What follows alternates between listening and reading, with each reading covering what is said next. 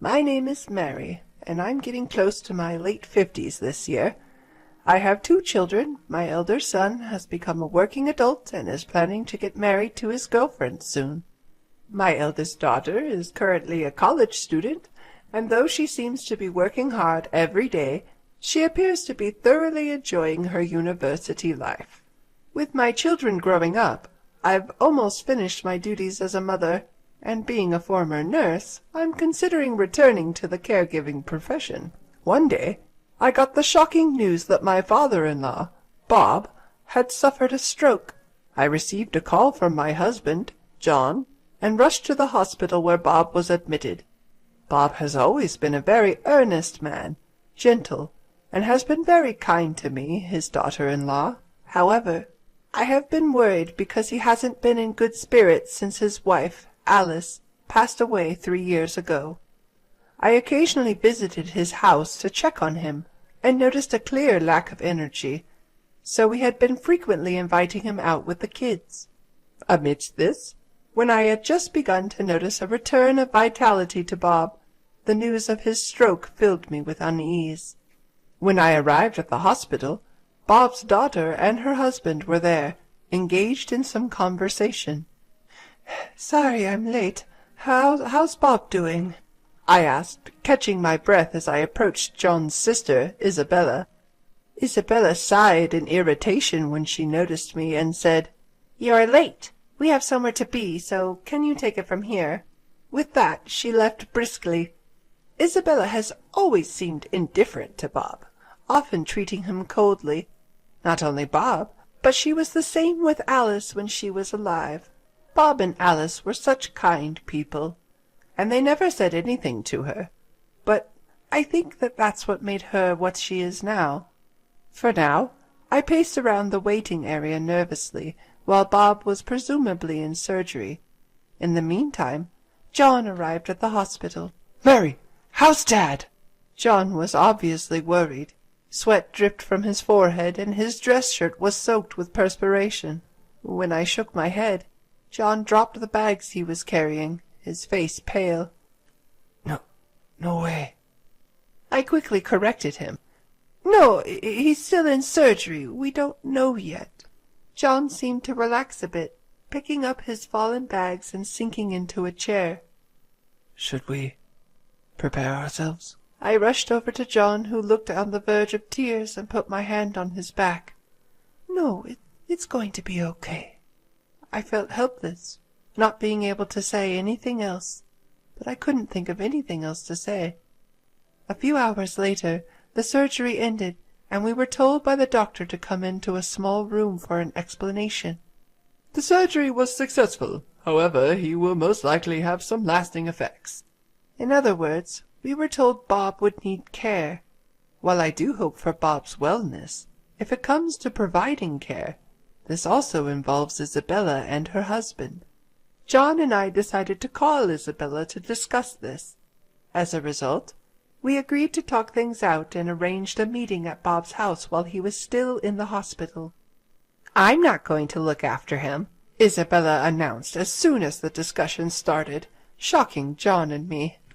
"Wait. If you're not going to, what are we supposed to do?" "I don't care.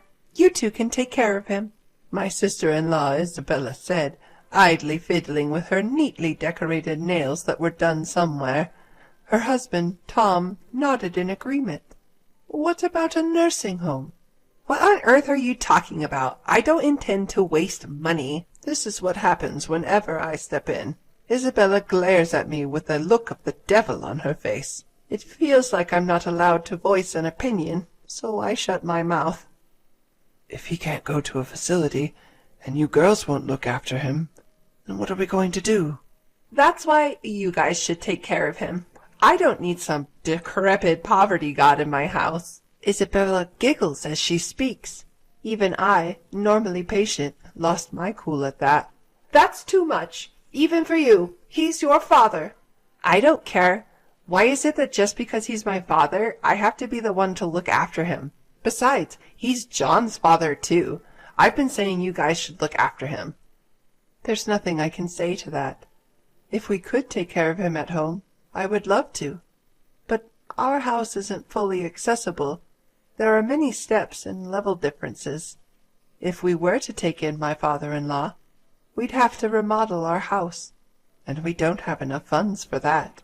Mary, don't you have a care worker certification? Taking care of Dad should be easy, right? I was at a loss for words at Isabella's smug face.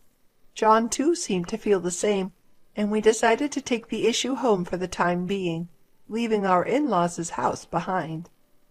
What should we do? Mary, you were thinking about going back to your care work. That's okay. I wasn't absolutely set on going back, so don't worry about it, I gently said to a troubled John. The issue is the money. I don't mind taking in your father, but if we do, we'll need to make this house accessible so he won't fall, and medical equipment isn't cheap. You're right. I wonder if it'll cost about $100,000. That's just a rough estimate, but if we think about adjusting the entire first floor for him to live on, that's about how much it'd cost. Our eldest daughter is still in college, so we don't have that much money. We still have a mortgage on the house, and the thought of adding a loan for renovations is daunting. I feel terrible about this, but should we ask him to go to a facility? The question is, can we even get him in one? The waiting lists are long, and the costs aren't negligible. I'm sure Isabella and her family won't help. There seems to be no solution in sight. We decided to at least hear out my father-in-law's opinion, and I alone went to the hospital where he was hospitalized. Upon entering his room, I found my father-in-law had recovered considerably and greeted me with a smile. Sorry for all the trouble. Every time I visited, my father-in-law would say something like this. Why would you say that? Now, I've brought you one of your favorite books today. According to the doctor, my father-in-law suffered a stroke on one side of his body and could no longer move the right half of his body on his own. Because of this, when reading a book, he would place it on the table and use something heavy to keep the pages from turning on their own.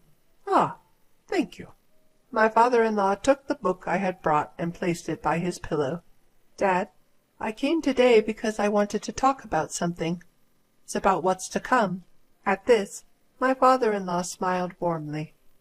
Oh, I know. I'll be okay, even in a nursing home. I've saved up for it, so you don't have to worry.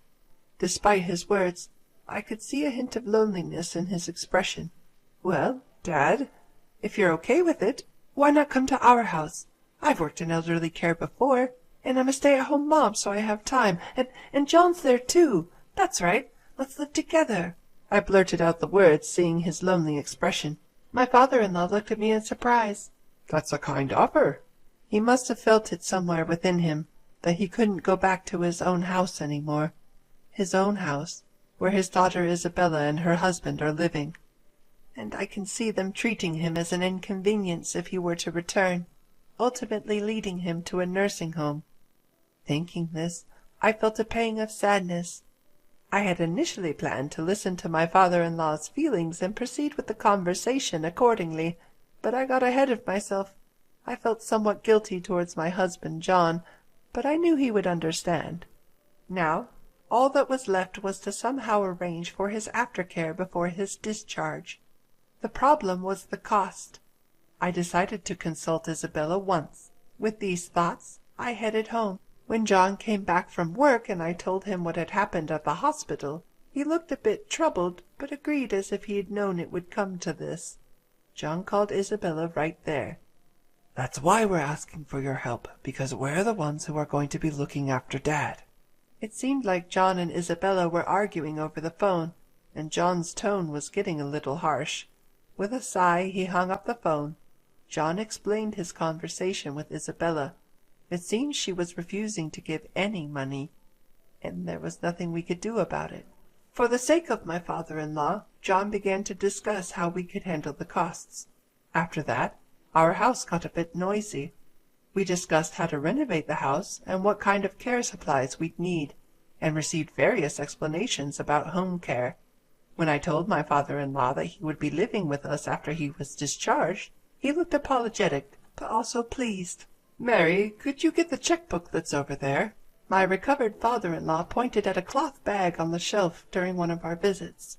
Wondering what he'd use a checkbook for, I did as he asked and took it out. Watching my father-in-law, I saw him open the bank book and show it to me. "I have some money here. Can you and John use it?"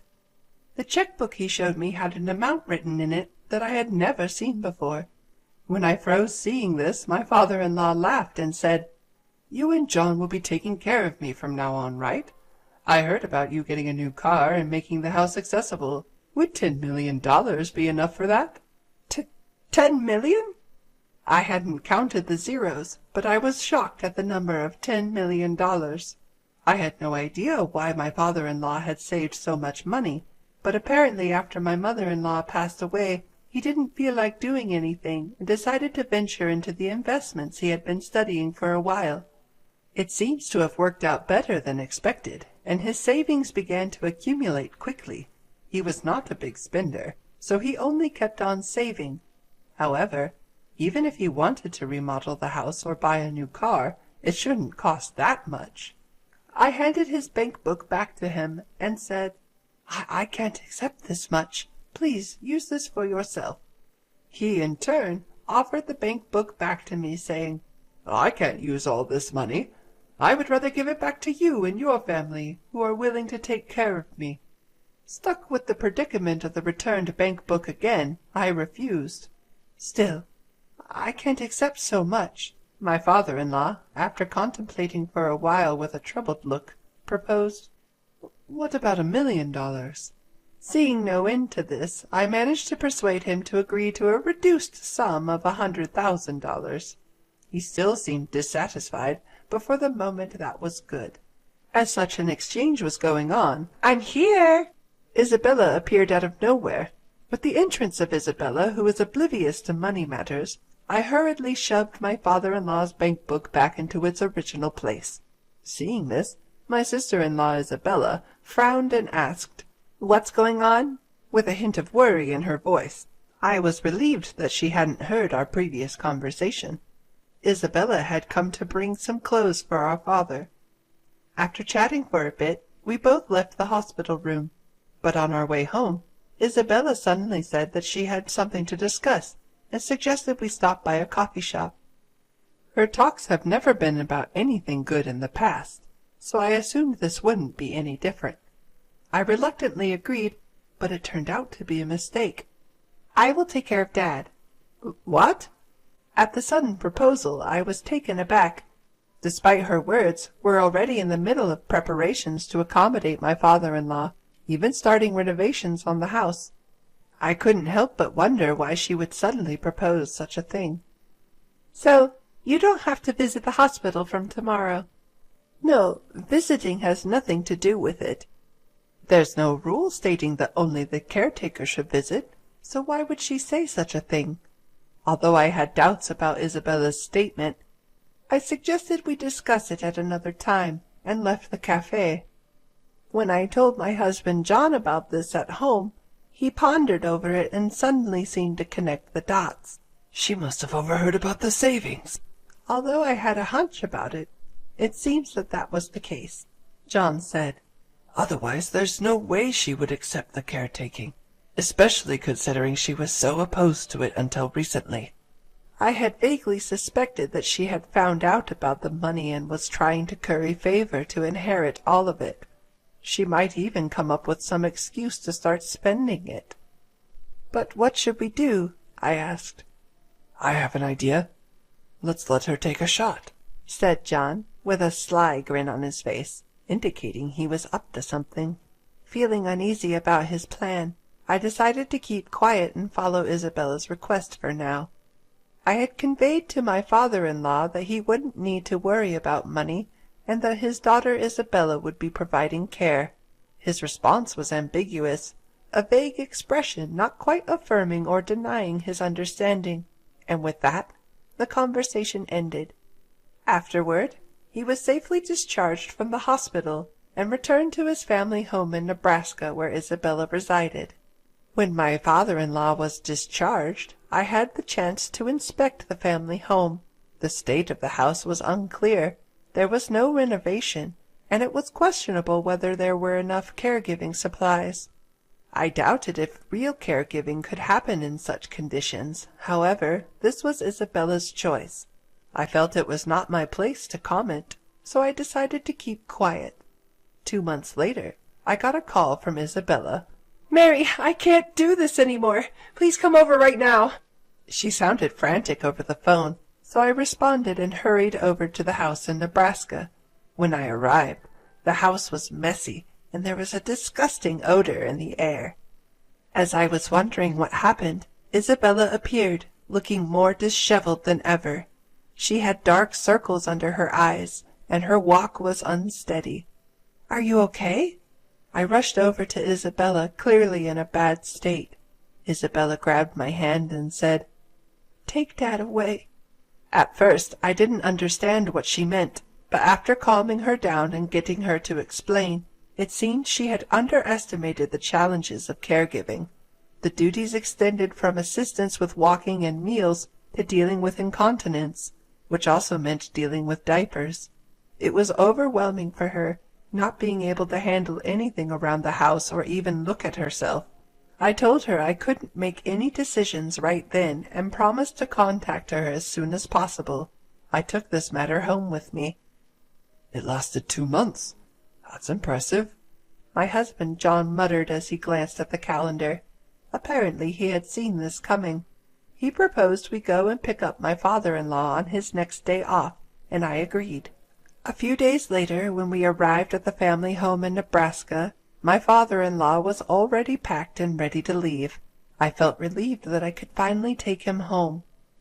"I've endured for 2 months, and I used to live here too, so I deserve at least $5 million, Isabella said out of the blue as we were about to help my father-in-law into the car. I was so startled that I stopped in my tracks. John, too, was taken aback and turned to look at Isabella. Unfazed, she had a smug expression on her face. "What are you talking about, Isabella? This is not the time or place to talk about money, especially in front of Dad. He raised us after all." John tried to reason with her, but it seemed to have no effect. "I'm his daughter. It's only fair that I get paid." Her defiant response surprised me. How could she be so brazen? I questioned Isabella's personality. "Enough, Isabella. You shouldn't be talking about such unsavory matters. And besides, you've already received money," my father-in-law injected with a disbelieving expression. "There's none left. Just $5 million. What's so hard about that? If you're just going to wither away, you might as well put it to good use." "Sis!" I was taken aback. To think she would dare to speak in such a manner to her own father. I stood frozen in surprise. Even my usually composed husband, John, seemed to be seething at Isabella's words, his face turning beet red as he glared at her. "John, it's okay. She's speaking the truth." In an attempt to soothe his riled-up son, Bob, my father-in-law, gently reassured him and then turned to Isabella with a stern expression. "Isabella, you are no longer my child. Leave this house." His words were icy, to the point. Upon hearing this, Isabella froze in shock. "What? What are you talking about? I'm your only daughter." "I only have a son, and this kind and caring woman here is my daughter-in-law. I don't know you any more. Take your foolish husband and leave." Having only heard the soft-spoken side of my father-in-law, Bob, I was astonished at the harsh tone now. Looking at Bob, his eyes were hardened, not permitting any defiance. It seemed as though the message was being conveyed. Even Isabella was silenced by his dominance. "Well then, shall we go? We're counting on you moving forward." It was as if the face from earlier had disappeared. Bob was back to his usual self, and he smiled at me. John and I had no choice but to follow his words. We drove back home, leaving a stunned Isabella standing in place. Apparently, Bob later arranged through his lawyer for a last will and testament, stating that the inheritance would go only to John, and ensuring that no portion of it would end up with Isabella. Though the house became vacant with Isabella's departure, John and I wanted to live there, and Bob was happy to oblige. Isabella and her husband moved out and into an apartment, and it seemed that they had been using a significant amount of Bob's money even when he was in good health. Their spendthrift habits led them into debt, and now they're struggling to pay it back. Every day I can't help but think that this is the inevitable outcome for someone like Isabella, who can't respect or repay her parent even if he's her biological father. While caring for Bob is indeed tough, as a person who has been in the caregiving profession, it doesn't feel like a burden to me, and we're able to maintain a good relationship.